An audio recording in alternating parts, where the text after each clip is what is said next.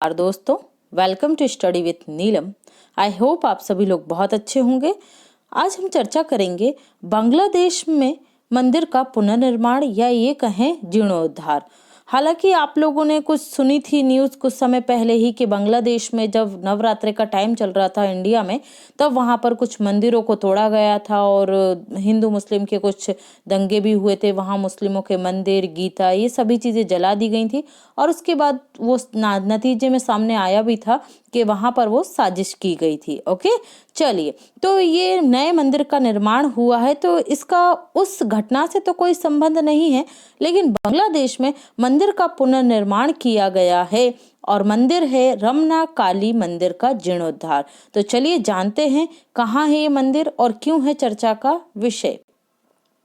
ये आप news cutout देख रहे हैं द इंडियन एक्सप्रेस न्यूज़ का, और आप दूसरी तरफ इमेज में देख रहे हैं हमारे राष्ट्रपति रामनाथ कोविंद और फर्स्ट लेडी के साथ वो यहाँ पर आए हैं। ओके, कहाँ? बांग्लादेश में। The Ramna Kali temple Dhaka landmark rebuilt from the ruins. Okay, इसको बर्बाद कर दिया गया था, तोड़ दिया गया था, ध्वस्त कर दिया गया था और उसके बाद इसको फिर से बनाया गया है और 17 दिसंबर 2021 को इसका पुनः निर्माण किया गया था और इसी का उद्घाटन 17 दिसंबर 2021 को किया गया है। चलिए तो जानते हैं इसके बारे में। ये आप प्रेसिडेंट रामनाथ कोविंद जी का ट्वीट देख रहे हैं। इन्होंने इस मंदिर का उद्घाटन किया और यहाँ पूजा पाठ भी की है। हाल ही में बांग्लादेश की स्वतंत्रता के 50 वर्ष पूरे हो चुके हैं। 16 दिसंबर 1971 को बांग्लादेश की पाकिस्तान से आधिकारिक स्वतंत्रता का दिन है। इसलिए बांग्लादेश 16 दिसंबर को प्रतिवर्ष विजय दिवस के रूप में मनाता है, या विक्ट्री डे के रूप में, या बांग्लादेश मुक्ति दिवस के रूप में।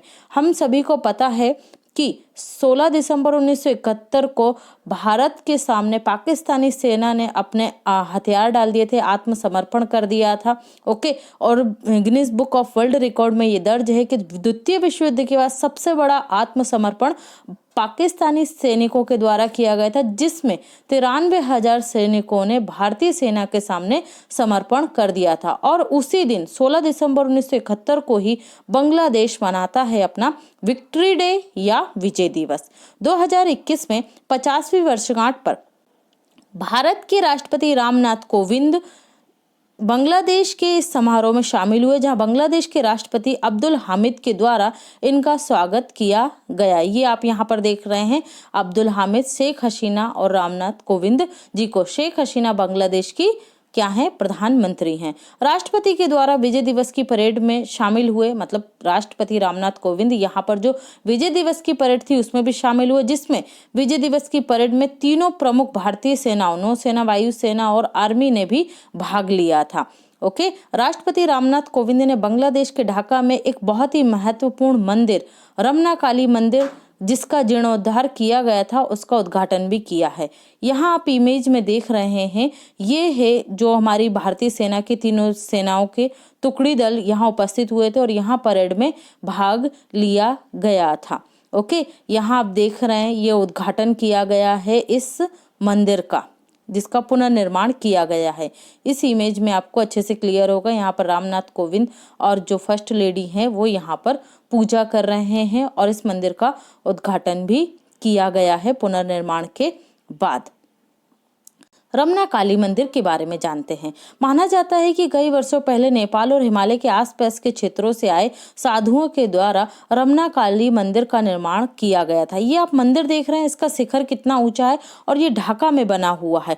ढाका में इसे लॉन्गेस्ट लैंडमार्क के रूप में माना जाता था। ओके, मतलब ये बहुत ही ऊंचा था तो इसे देखा जा सकता था और इसे ही तोड़ दिया गया था। देखिए, अगर हम बात करें कि क्योंकि पहले 1971 या 1947 के पहले बांग्लादेश जैसी कोई भी अवधारणा नहीं थी। ठीक है, यहाँ जो नेपाल वाला क्षेत्र है, यहीं से कुछ साधु कहाँ गए थे? बांग्लादेश गए थे, क्योंकि उस समय भी हिंदू ऑलमोस्ट सभी जगह थे, तो ये मंदिर का निर्माण भी उन्हीं साधुओं के द्वारा करवाया गया था। और अगर आज इस स्थिति में ये मंदिर होता, इसे तोड़ा नहीं गया होता, जलाया नहीं गया होता, तो ये यूनेस्को की साइट्स में भी शायद शामिल होता, क्योंकि एक बहुत ही ऊंचा शिखर युक्त मंदिर था जो ऐतिहासिक रूप से बहुत ही मूल्यवान धरोहर थी। तो यहाँ आप इसकी कुछ इमेजेस देख सकते हैं रमना काली टेम्पल की। 1971 के पहले की इमेजेस हैं ये। ओके, 1971 के बाद, और ये एक आश्रम भी था यहाँ पर, इस आश्रम को भी यहाँ पर तोड़ दिया गया था पाकिस्तानी सेना के द्वारा। ऑपरेशन सर्चलाइट इंपॉर्टेंट है। इस ऑपरेशन के तहत ही इस मंदिर का क्या किया गया था, ध्वस्त कर दिया गया था, लोगों को मारा गया था। 25 मार्च 1971 को पाकिस्तानी सेना के द्वारा ऑपरेशन सर्चलाइट शुरू किया गया। इस ऑपरेशन का उद्देश्य उन पूर्वीय बांग्लादेशी राष्ट्रवादियों को मारना था जो पूर्वी बांग्लादेश को स्वतंत्र कराने के लिए लड़ रहे थे। अब देखिए, बांग्लादेश में सभी धर्मों के लोग थे, लेकिन पाकिस्तानी सेना मुख्य रूप से किन्हें टारगेट कर रही थी, हिंदुओं को, क्योंकि उन्हें लगता था कि यह बांग्लादेश के जो हिंदू हैं वो भारत को सपोर्ट करते हैं और वही इस बांग्लादेश के जो लोग हैं उन्हें भड़का रहे हैं, जबकि सच्चाई ये नहीं थी। बांग्लादेश जो पश्चिमी पाकिस्तान था वो पूर्वी पाकिस्तान पर इतने ज्यादा अत्याचार कर रहा था कि यहाँ के लोग स्वयं ही इससे आजाद होना चाह रहे थे। इस ऑपरेशन का उद्देश्य उन पूर्वी बांग्लादेशी राष्ट्रवादियों को मारना था जो पूर्वी बांग्लादेश को स्वतंत्र कराने के लिए लड़ रहे थे। इसमें कई हिंदू, मुस्लिम और अन्य धर्मों के लोग भी शामिल थे। इस समय पाकिस्तानी सेना द्वारा बड़े स्तर पर नरसंहार किया गया था। बहुत ही बड़े स्तर पर पाकिस्तानी सेना ने लोगों को यहाँ मारा था। इसमें मुख्य रूप से बांग्लादेशी हिंदुओं को चुन चुनकर मारा गया था। इस बीच 27 मार्च 1971 को पाकिस्तानी सेना के द्वारा रमना काली मंदिर पर हमला कर दिया गया। इस मंदिर में कई बांग्लादेशी नागरिक छुपे हुए थे, जिसमें हिंदू भी थे, मुस्लिम भी थे।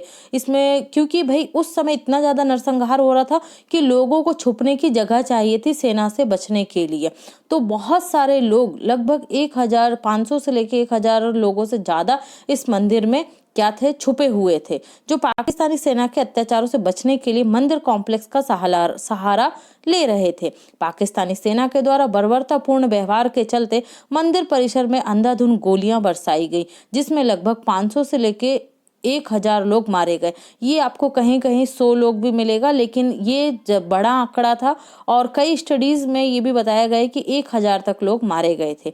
इसके बाद पाकिस्तानी सेना ने मंदिर को तोड़ा और वहां भी आग लगा दी, पूरे मंदिर को जला दिया गया था। इस घटना को रमना नरसंहार या रमना मैसेकर भी कहा जाता है।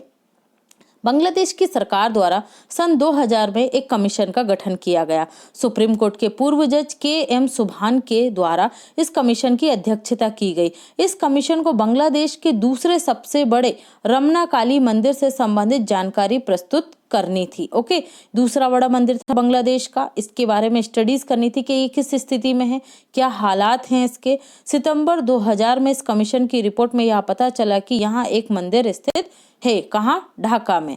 साल 2017 में तत्कालीन विदेश मंत्री सुषमा स्वराज की बांग्लादेश की यात्रा के दौरान यह घोषणा की गई थी कि भारत मंदिर के पुनर्निर्माण में मदद करेगा। विनाश से पहले मंदिर ढाका की प्रमुख धार्मिक और सांस्कृतिक विरासत में शुमार था। ओके, जब इसका तोड़ा नहीं गया था।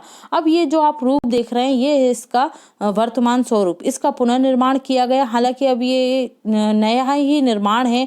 इसकी ऐतिहासिकता और जो इसके प्राचीन काल में इसका निर्माण हुआ था, तो उस दृष्टि से तो ये सांस्कृतिक धरोहर नहीं है, लेकिन उसी का जीर्णोद्धार किया गया, तो आज भी ये इम्पॉर्टेंट है, आस्था का केंद्र है। और इसी मंदिर का उद्घाटन किया है किसने, हमारे राष्ट्रपति रामनाथ कोविंद जी के द्वारा। ओके, इन्होंने कहा है Ramna Kali temple is symbol of spiritual bond among people of India Bangladesh. Okay, मतलब ये जो मंदिर है रमना काली मंदिर, ये बांग्लादेश और भारत के जो लोग हैं उनमें एक आध्यात्मिक संबंध स्थापित करता है। और हाँ, ये सही बात भी है, क्योंकि लोग जो होते हैं, जो मानवीयता होती है वो सबसे बड़ी होती है, और जो किसी भी देश की सांस्कृतिक धरोहर होती है वो आपस में लोगों को जोड़ने का कार्य ही करती है। ओके फ्रेंड्स, तो ये था लेक्चर। आई होप आपको पसंद आया होगा सारा topic. Thanks for watching and take care.